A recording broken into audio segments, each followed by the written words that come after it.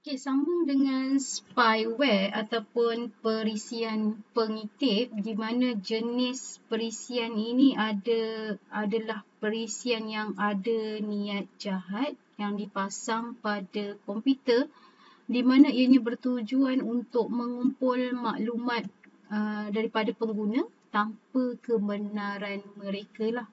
Dan spyware ni biasanya dia akan mengumpul hampir semua jenis data termasuk maklumat peribadi, tak biar kita surf internet, kita log masuk pengguna, maklumat akaun bank, kad kredit dan apa-apa information personal kita yang berisiko lah. Dan spyware ni dia boleh ubah tetapan komputer kita, komputer setting kita, dan antivirus tidak boleh mengesan spyware ni.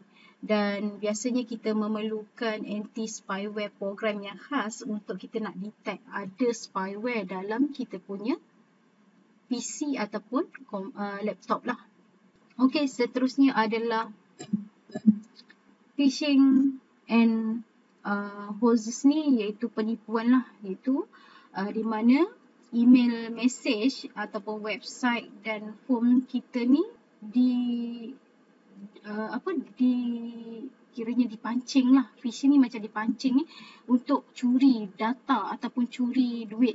Jadi biasanya dia akan menipu dan dia minta kita isi detail. Macam itulah. Dan biasanya cyber criminal, penjenayah cyber ni dia boleh melakukan dengan memasang perisian yang kita sebut sebagai perisian yang berniat jahat pada komputer kita untuk mencuri data, personal information kita daripada komputer kita lah. Dan ianya bertujuan untuk menipu pengguna, nak scam seseorang untuk hantar information penting lah. Dan biasanya ianya adalah penipuan yang penipuan percubaan untuk menipu orang ramai untuk hantar duit ataupun nak tipu duit seseorang lah. Okey, ini contoh phishing di mana kalau kita dapat email, dia akan bagi satu link. Link ni kalau boleh jangan tekan lah, kita kena ada perasaan was-was pada email tersebut. Bila kita tekan, dia akan minta kita isi form, isi detail, contohnya nombor akaun, nombor IC, alamat detail kita. Jadi ini adalah tujuannya untuk phishing, untuk pancing data information kita. Jadi kita jangan mudah terpedaya lah. Jadi yang mencurigakan tu tak perlu nak isi. Ini pun contoh. Dia guna Maybank punya link kan, tapi sebenarnya mustahil bank akan minta detail, sebab biasanya bank pun dah ada detail kita kan. Jadi jangan mudah terpedaya lah. Okey, ini adalah email contoh penipuan juga. Contohnya kita menang loteri, kita menang duit, kita menang cabut-cabut tuah dan sebagainya. Kita kena fikir tiada orang akan bagi something yang free dalam dunia ni. Itu kena pegang lah.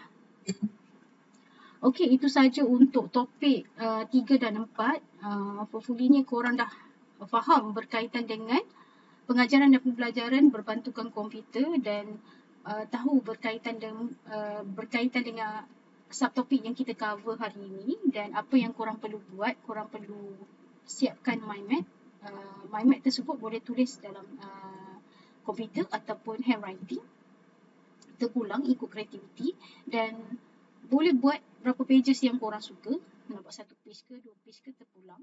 Asalkan merangkumi keseluruhan topik yang saya terangkan dalam video-video ni dan submit dalam author seperti yang saya maklum dalam arahan tersebut, dan patuhi deadline yang telah ditetapkan. Okey, itu saja kelas. Assalamualaikum warahmatullahi wabarakatuh dan salam sejahtera semua.